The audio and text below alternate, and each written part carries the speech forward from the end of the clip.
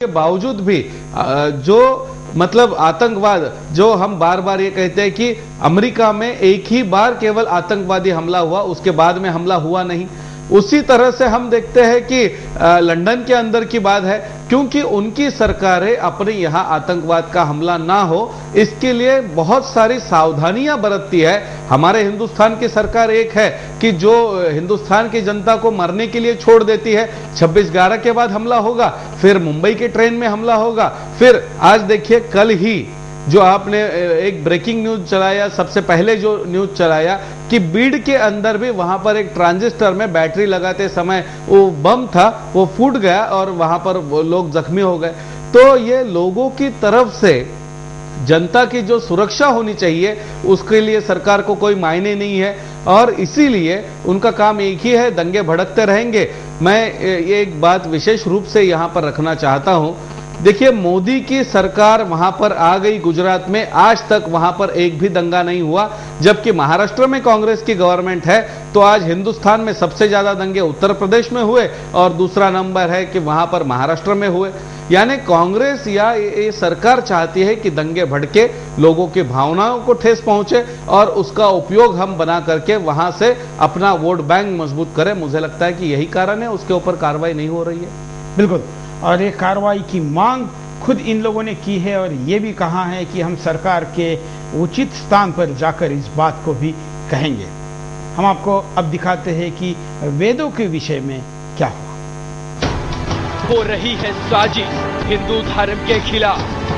हम बताएंगे आपको कौन है इसका सूत्रधार, कौन है जो अपने गंदे इरादों से करता है हमारे वेदों की गलत व्याख्या और करता है उससे खिलवाड़।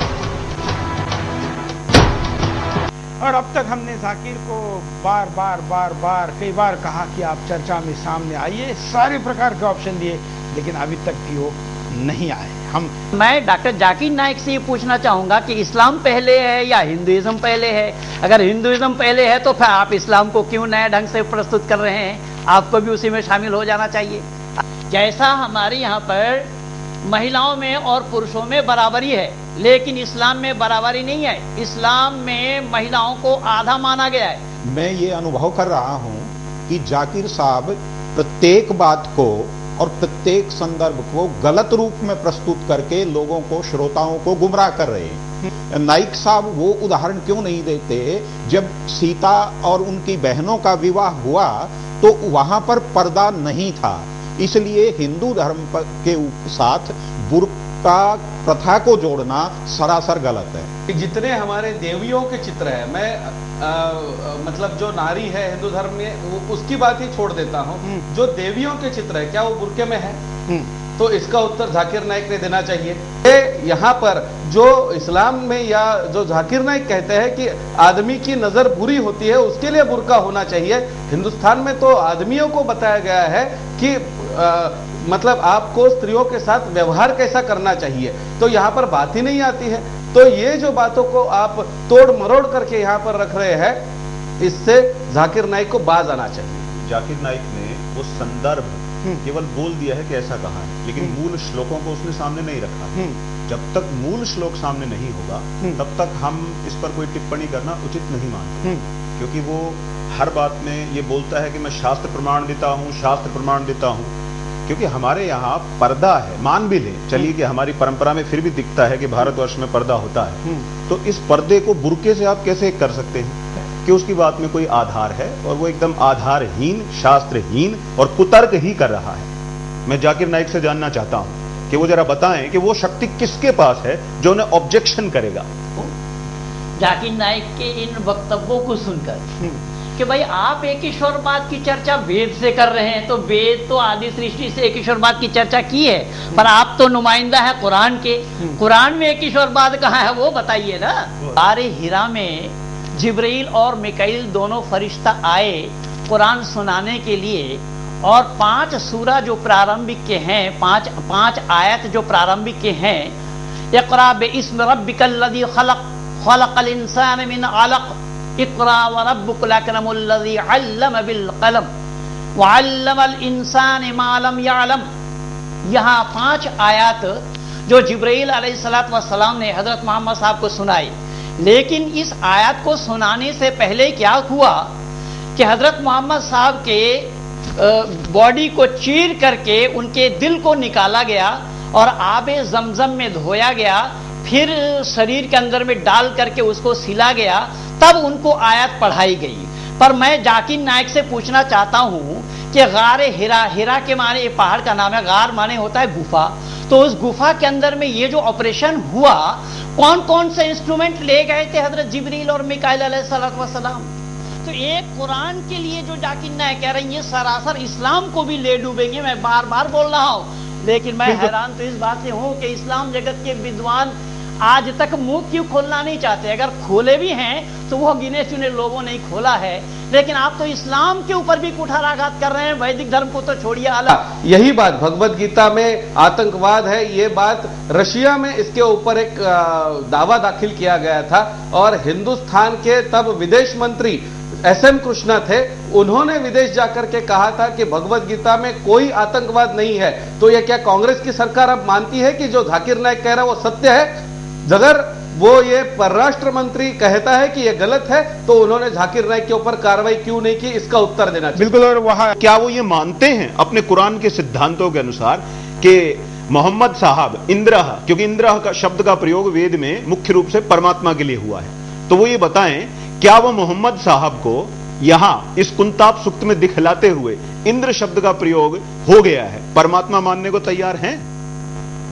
वेद के ऊपर हमने जो कार्यक्रम किया उस पे हमारे पास जाकिर ने जो वेद का वर्णन किया और उसका डिटेल अनुवाद करके बताया और उसके ऊपर अपना कमेंट दिया, उसके ऊपर हमारे विद्वानों ने दिया। यहाँ समय की कमी के कारण हम इन सारी चीज़ों को नहीं दिखा पाए, लेकिन उस एपिसोड में भी 1 घंटे में हमारे से कई ऐसे जाकिर के झूठ खोलना बाकी रह गए क्योंकि समय की कमी थी। वो सब हम YouTube पर, दोबारा मैं बताता हूँ, youtube.com/सुदर्शन TV चैनल यहाँ पर डालेंगे। आप हमारे फेसबुक पर भी उसको देख सकते हैं, facebook.com/सुदर्शन न्यूज़।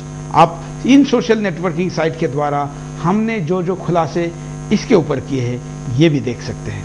ये कार्यक्रम अभी जारी है, हम यहाँ रुकते एक छोटे से ब्रेक के लिए, ब्रेक के बाद दोबारा आएंगे। जारी है बेस्ट ऑफ जाकिर नाइक पर्दाफाश।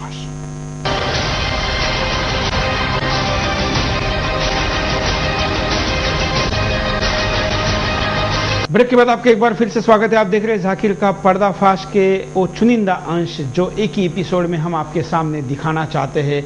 जो वेदों के ऊपर अभी हमने आपके सामने थोड़ी देर पहले दिखाया था, उसमें से कुछ पार्ट हम आपको दिखाते हैं जाकिर के झूठ को कैसे पकड़ा गया। देखिए,